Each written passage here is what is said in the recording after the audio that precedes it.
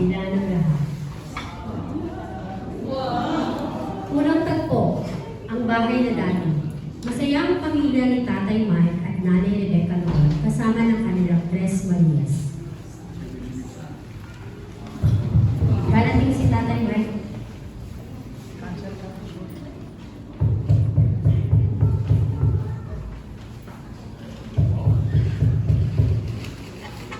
Honey, asa na mga bata? Tawagin ko nga, may maganda akong balita.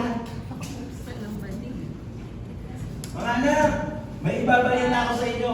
Alam niyo ba, nakuha ko na pinakamalang project ng flood control. Dahil kami na tayo!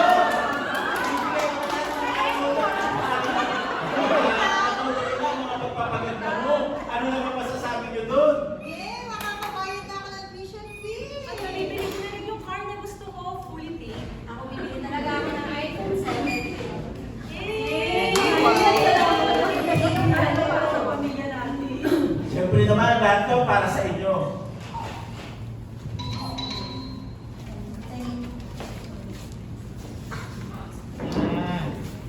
Pangalawang tagpo, ang pagbagsak. Sa kasino,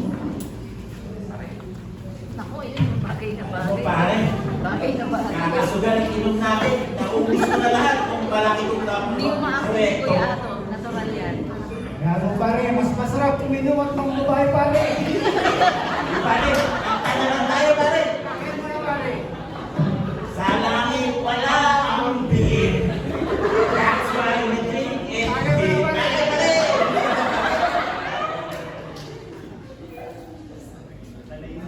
Sanay yan. Hindi ka umakting, Kuya Ato. ikatlong tagpo. Sa ospital, si Doktora ay magbibigay ng medikal na katotohanan na may malasakit. Subalit, di nakukuha ang mundo ni Nanay Rebecca.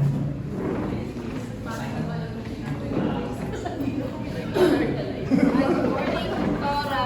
Kumusta po kayo? Morning po. Kumusta, Doktora? Marami bang pasyente?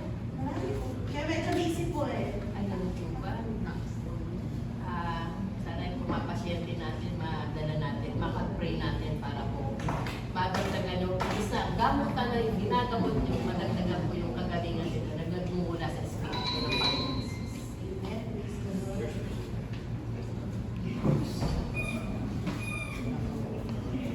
Darating si Nanay Rebecca.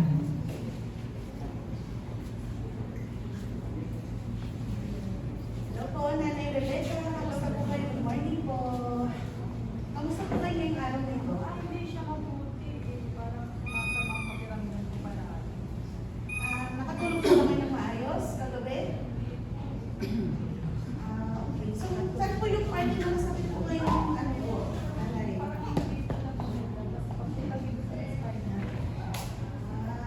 Kamusta po yung gamot na nireseta po sa inyo nung nakaraang linggo po? Wala. Iniinom ko naman po siya ng dama, pero ganun pa rin po yan. Sige.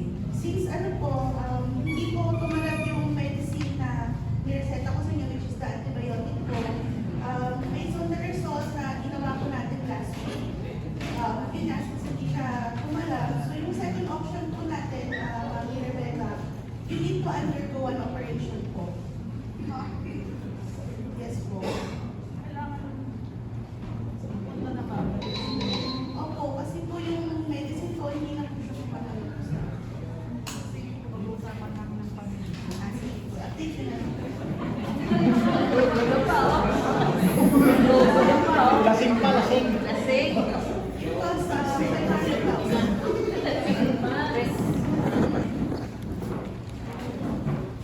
Kakatutag po ang kabulihan. Sa bahay ay nagtagpo ang kapatid sa ganitong eksena.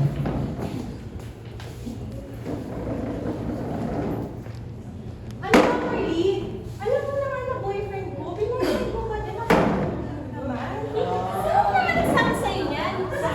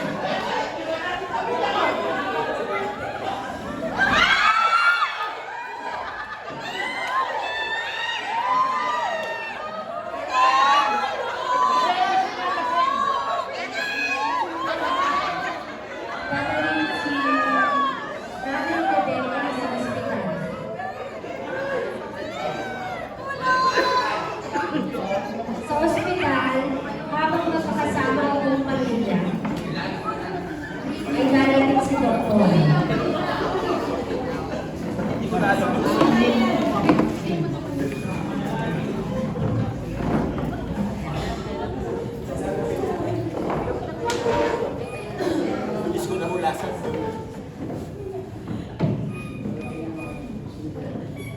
Hello po. Good morning. Good morning po. Kasama ko pala si Asara Ron. Siya po ay aking na-treasury po. Mag-share lang po siya ng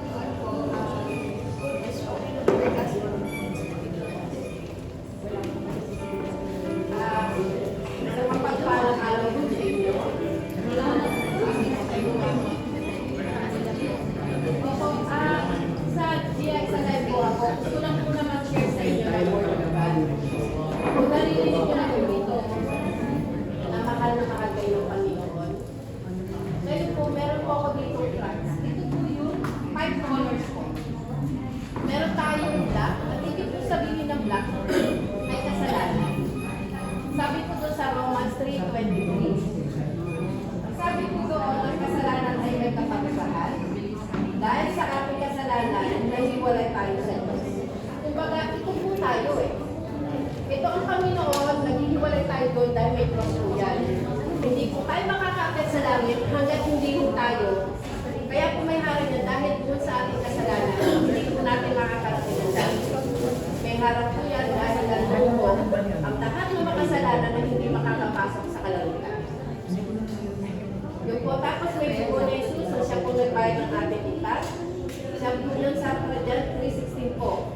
At ang puti naman po ay simbolo po sa ng kalinisan, pinatatawad po tayo ng Panginoon.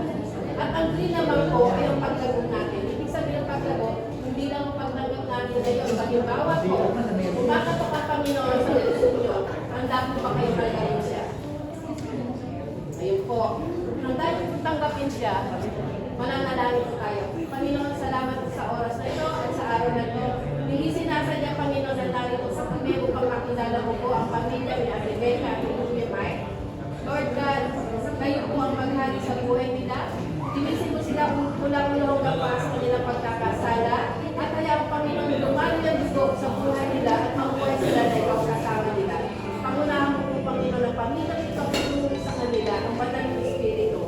Kayo po ang maghari ang sa puso nila. Hindi namin ito in Jesus' name we pray.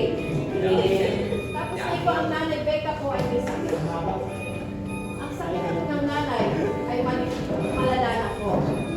Ngayon po, kung tayo po ay magsisisi sa puso natin at handa natin surrender ang buhay natin, hindi lang po ang sakit ng nanay Becca ang magagaling.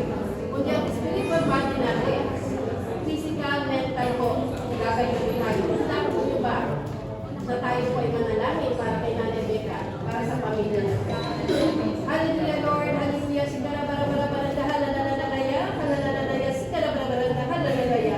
Panginoon, tinataas namin sa iyo si Ate Becca, Panginoon. Kilala mo siya, Ama. Ama, ano man po yung pinagdaraanan ng kanyang sakit mula kung paan. Ayaw mo siyang pagaligin sa pangalan ng Jesus, sa pangalan ng Jesus. Kayo po ang naghari, Panginoon, sapagkat kayo ang Diyos ng buhay. Kayo po ang may lisya sa amin. Pagulahan mo po ang pamilya nito na baguhin at ayusin. Kayo po ang maghari sa buhay nila. Hindi namin ito. Amen.